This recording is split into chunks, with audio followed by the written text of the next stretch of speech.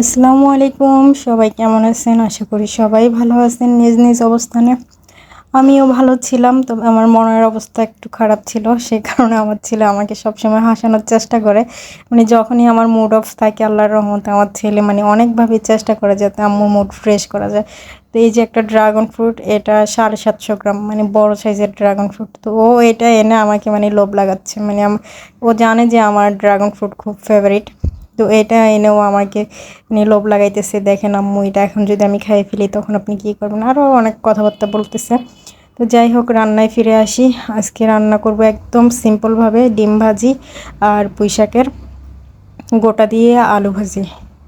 তো ডিম আমিও আজকে মানে একদম সিম্পলভাবেই কাজ করতেছি, মানে কাজ করা মন ভালো না থাকলে কাজ করার ইচ্ছা একদম থাকে না, ওরকম আর কি।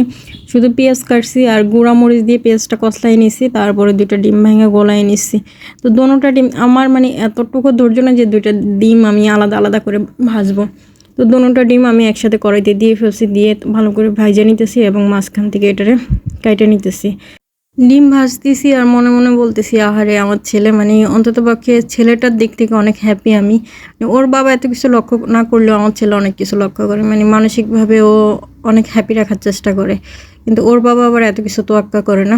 তো যাই হোক, ডিম ভাজি করা হয়ে গেছে। যেই তেল ছিল সেই তেলের মধ্যে আরও কিছু তেল দিলাম, দেওয়ার পরে পেঁয়াজ মরিচ এগুলোরে আমি লাল লাল করে ভেজে নিব। তারপরে মরিচ, তারপরে হলুদ, আর আমি একটু সামান্য মরিচের গুঁড়োও দিব একটু ঝালের জন্য, কারণ ঝাল এবং কালার দুইটার জন্যই। কারণ একমাত্র হলুদের কালারে মানে পুরোটা অন্যরকম লাগে, একটু মরিচের গুঁড়োটা দিলে একটু লাল লাল লাগে, দেখতে ভালো লাগে।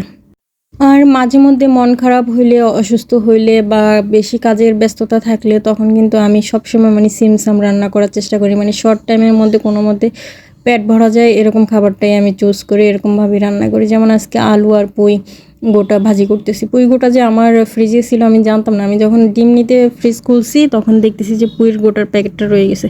তো ভাবলাম যে পুঁই গোটা দিয়ে আলু ভাজিটা করে ফেলি। আর পুঁই গোটাটা আমার সবসময় ভালো লাগে, কারণ এটা লালটা আরও বেশি ভালো লাগে, মানে লাল শাকের মতো লাল লাল দেখা যায়। এটা তো সবুজটা আমি বাজার থেকে নিয়ে আসছিলাম।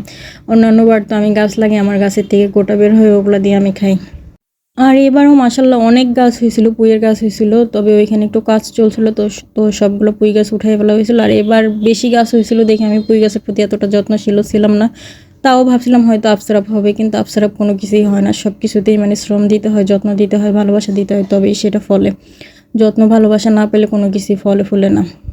এটা যা কিছুই হোক, হোক মানুষ, হোক গরু ছাগল, হোক গাছগাছালি, যা কিছু আপনি যত্ন করবেন, ভালোবাসা দিবেন, সেখান থেকে আপনি ফল পাবেন, ফুল পাবেন। কিন্তু আপনি যত্ন দিবেন না, ভালোবাসা দিবেন না, ফল ফুল কোনো কিছুই আশা করতে পারবেন না। এটা মনে হয় প্রকৃতিরই নিয়ম। এটা যদি সম্পর্ক হয়, সম্পর্কের ক্ষেত্রেও আপনার যত্ন নিতে হবে, ভালোবাসা দিতে হবে, তাহলে আপনার সম্পর্ক ঠিক থাকবে। সব কিছু আপনার উপর, আপনি যা দিবেন তা আপনি পাবেন, আপনি কিছু দিবেন না আপনি কিছু পাবেন না, এটাই নিয়ম। তো যাই হোক, কথাবার্তা একটু বেশি ডিপ হয়ে যাইতেছে। আর এদিকে আমি ভাজি করে নিতেছি। ভাজিগুলোর আমি কিন্তু ভালোভাবে তেলের উপরে মানে কষাইছি, কষানোর পরে হালকা একটু পানি দিয়ে তারপরে বয়েল করছি, কারণ আবার একটু কাঁচা কাঁচা ঘ্রাণ থাকলে ভালো লাগে না। তো ভাজিও হয়ে গেছে, তো মাঝখানে আবার আমি ডিমটা যেটা ভাইজে নিয়েছিলাম ওইটার পিসগুলো আমি একটু সরাই দিছি দেখতে সুন্দর থাকার জন্য। আর ওই যে বলছিলাম না যে রংপুরের ভাড়াটি, আমি কিন্তু এই সিস্টেমটা ওদের থেকেই শিখছি।